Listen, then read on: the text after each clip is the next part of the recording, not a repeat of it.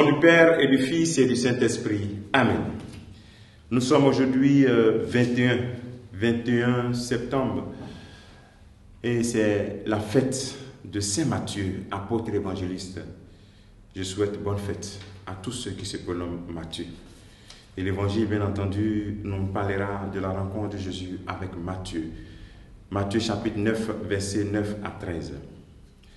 En ce temps-là, Jésus sortit de Capharnaüm. Il vit en passant un homme du nom de Matthieu, assis à son bureau de collecteur d'impôts. Il lui dit, « Suis-moi ». L'homme se leva et le suivit. Comme Jésus était à table à la maison, voici que beaucoup de publicains, c'est-à-dire des collecteurs d'impôts et beaucoup de pécheurs vinrent prendre place avec lui. Voyant cela, les pharisiens disaient à ses disciples, « Pourquoi votre maître mange-t-il avec les publicains et les pécheurs ?»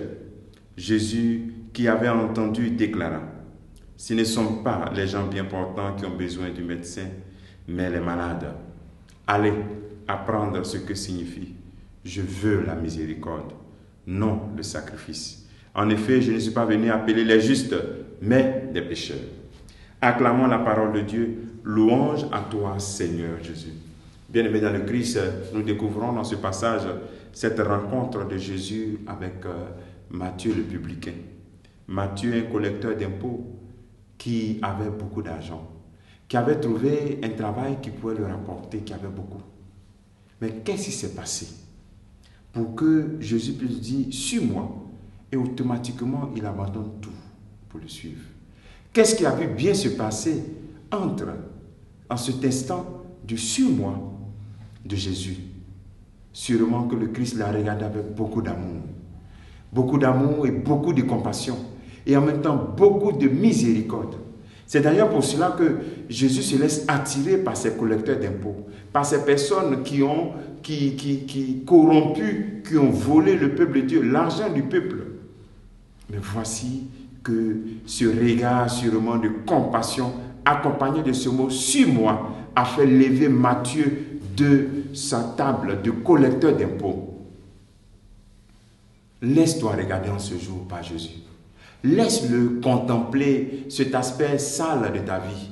Cet aspect dont tu dis cet aspect n'est pas digne que tu sois chrétien ou chrétienne.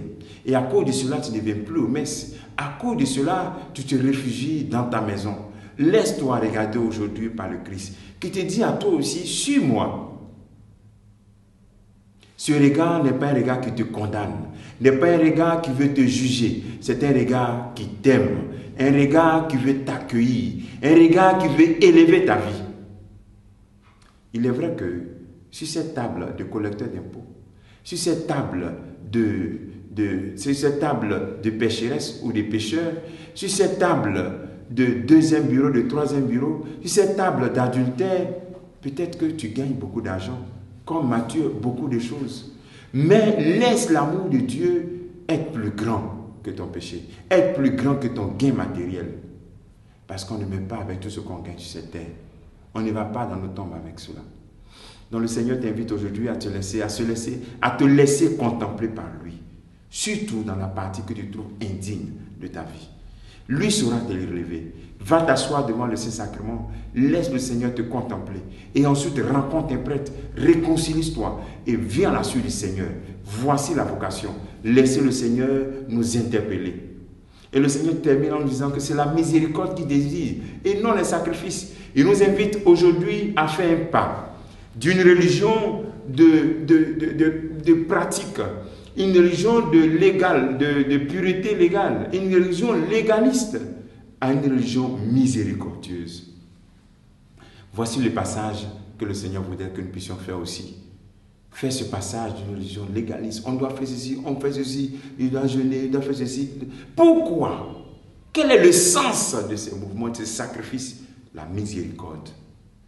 Alors donc, soyons donc miséricordieux en ce jour, les uns envers les autres.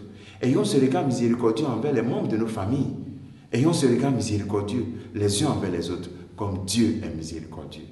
Sinon, on aura fait autant de sacrifices. S'il n'y a pas de miséricorde dans notre vie, ils ne sont pas ces personnes à qui Jésus a dit, « Suis-moi ».